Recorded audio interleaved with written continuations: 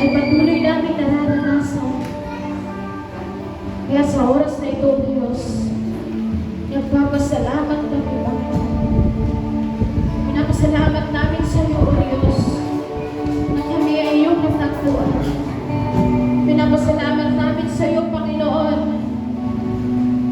na kami, Panginoon, ay nabago ng pag-ibig mo, Lord.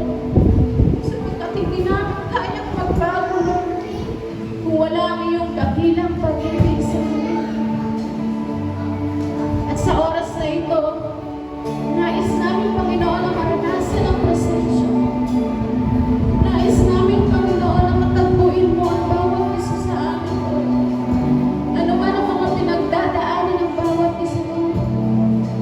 Punuin mo kami, Panginoon, ng iyong pag-ibig.